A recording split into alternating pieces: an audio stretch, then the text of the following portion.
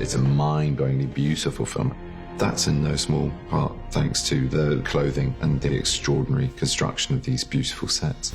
This is my 5th film with Marvel, so I could be called a Marvel veteran. And obviously this one was attractive. It's a new story, new character. I like developing new worlds. Clothes tell a story from this very slick man at the beginning. He's very well kept, and after what happens to him, he starts to let himself go. This is useless. There aren't so many buttons because of the shake in the hands. The clothes get simpler on the outside. In the comic book, Strange has the Strange symbol on his chest. One of the big challenges was how to incorporate that without making him look like I've got the T-shirt and I'm here. We decided that within the camouflage, the disciples would have motifs which are embroidered on their clothes. These are stunt versions of our Eye of Agamotto. They're soft rubber and they've also been lit. There's various versions of the eye, so there's a closed, there's some where the hands are in different positions. This eye in particular has got lights behind it. The cloak is a huge challenge because it has to do so many things. It needs to move, it needs to behave, it needs to be extraordinary. The cloak of levitation. It came to you. We've made a kind of the walking, talking, the full glory cloak. We've made an action cloak. We obviously then, when we use wire work, we have to make a cloak that doesn't foul on the wires. So there are different weights, different lengths, different shapes, different collars, all kinds of things. The production design of it is really staggering. It's a sort of 360 experience, and I love that. It's probably one of the bigger challenges for the Marvel Universe in terms of the places that we go to with Stephen Strange's journey. Places you've never been before, places that are earthbound, places that are not earthbound. And what's fun is taking a location and making it a character in the film. Charles Wood, our production designer, who did Thor: The Dark World for us, The Guardians of the Galaxy, Avengers: Age of Ultron, he is making this film feel different and look different from any of the films that have come before. It was so out there, this film. Marvel do encourage you to go as far as you possibly can and then quite a lot further. Kathmandu, in Nepal, you know, it's the most extraordinary place I've ever been to. We had 4 days shooting for real in Kathmandu, and then we built Kathmandu on the stage. The recreation of Kathmandu here was so extraordinary. We had Nepali extras who were going, my cousin lives above that shop. Literally, they'd recreated a street, and there were people who had relatives who lived in that street. You're looking for Kamataj. We brought with us the smell of incense. It was so evocative. You felt that you were back there. You could have just blinked and been back in Kathmandu. Sure, you got the right one. It's just, that one seems a little more Kamataj-y. Kathmandu is a world of natural colour. Red oxide, yellow ochre, antiquity. That influenced the world of the Kamataj. Scott always said to me he wanted a film that was very rich, dark, and luminous. We harness energy. Luminous, it was a lovely word because we tried to introduce colour and light and reflection stuff into a lot of these kind of dreamy worlds. We're painting the views out of the windows to match the existing location. I think we're probably one of the few crafts in this industry that we still work as we would have done 100 years ago. And then you go to a more modern world. You have the New York Sanctum.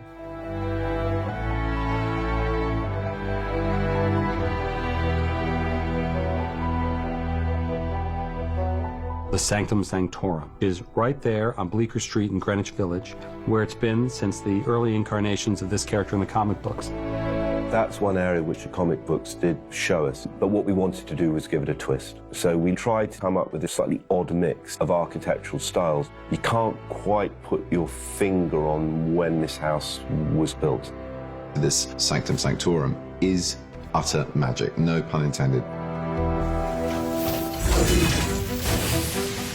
And they're also really going for the details. It's a free gift, right? We don't have to pretend that we're here. We are here. It is extraordinary to work in environments like this because it's so vibrant that you feel that you're in an other space or dimension or world. The New York Sanctum actually at one point tips on its end. So we had to have corridors built for some of the stunt sequences. One was a gimbal corridor with rubber walls so that Strange could be thrown from side to side without hurting himself. Strange goes into these magical spaces. You're never quite sure when you open that door on a real set what you're going to step into.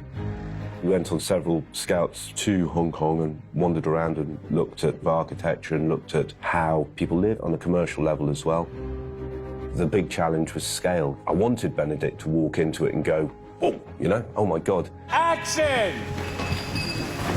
Hong Kong, this incredible outdoor set on the side of one of the stages in Long Cross, which is one of the biggest, most extraordinary sets I've ever seen. It's basically elements of the whole of Hong Kong, Kowloon, brought together in one street.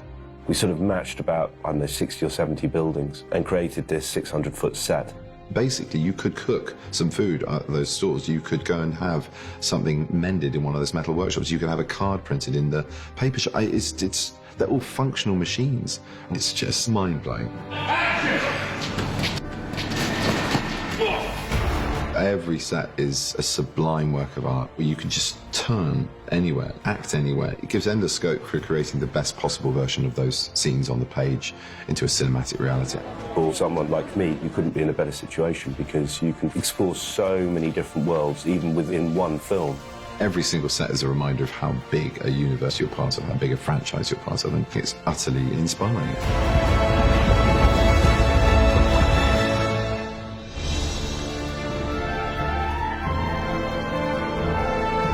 The first time I read the script, I went, oh my God, how are we going to do this? Because it goes to all the far reaches of the world. But then, as a group of filmmakers, we've all been down the road before, and you start taking it and dividing it into its little pieces and figuring out, okay, how are we going to do New York? How are we going to go to Kathmandu? We are in some pretty incredible locations that not only has Marvel never shot in before, but a lot of movies haven't shot in before. You see things on location that you didn't imagine and that spark new ideas. The Holy Tours, that one will get a cleaner POV shot. Scott's mission, I think, was to give as much real-world live action as possible, so that then everything that's so fantastical about this story can have a basis in reality.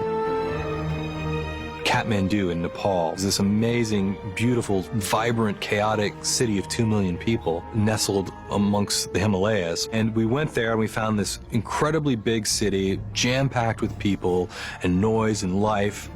We scouted Kathmandu in the fall of 2014, and shortly thereafter, there was a cataclysmic earthquake.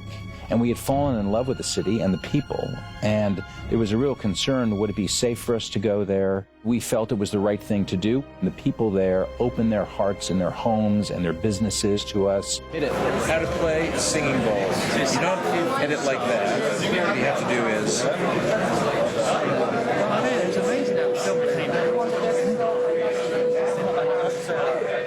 After visiting Kathmandu, I told the production designer, I want windows everywhere. I want to be seeing out into the city all the time, you know, so the presence of the actual city itself are always visible, because the flavor of it is unlike any other place. And action! We started shooting in Nepal, and so it was great to get a sense of the reality of that place, and good for my character, Mordo, to connect with the sense of spirituality that you find in places like that.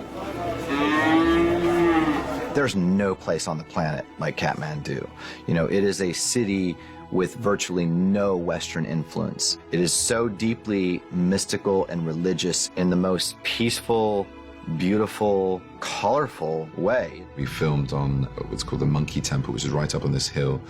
And side by side, you have Hindu shrines with this huge Buddhist stupa with prayer wheels and Tibetan prayer flags. It's like going back to school again. It's like going the best field trip of your life making these movies, because you end up at the Monkey Temple in Kathmandu.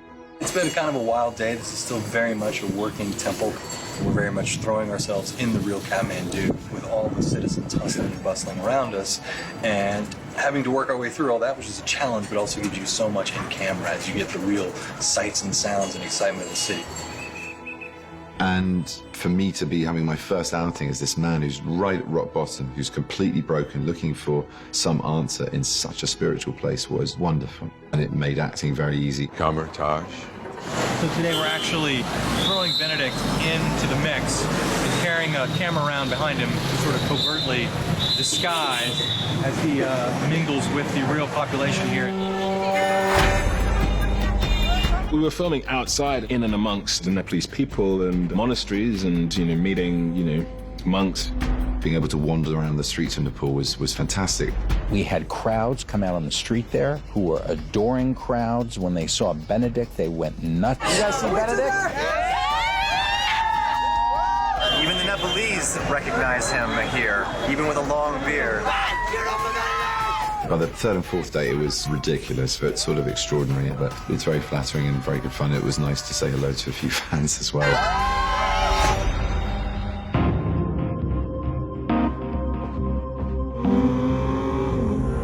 And there's some shooting in New York, where the Sanctum Sanctorum exists. It's fun to take this surgeon who is used to being in the penthouses on Fifth Avenue into Bleecker Street and into Brownstone on the outside. Inside, of course, it is somewhat of a nexus between many different realities.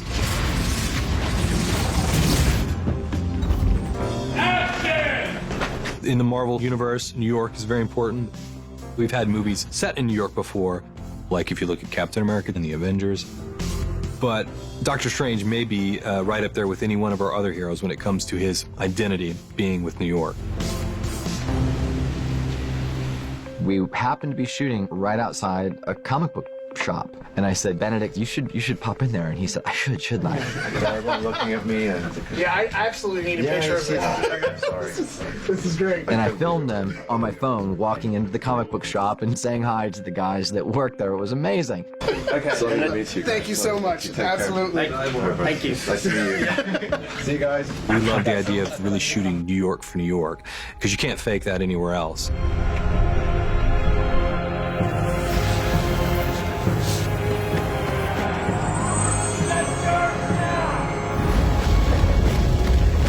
And that is another icing on the cake, right? I mean, if you're in this business, you have to film at least once in New York, and this is mine.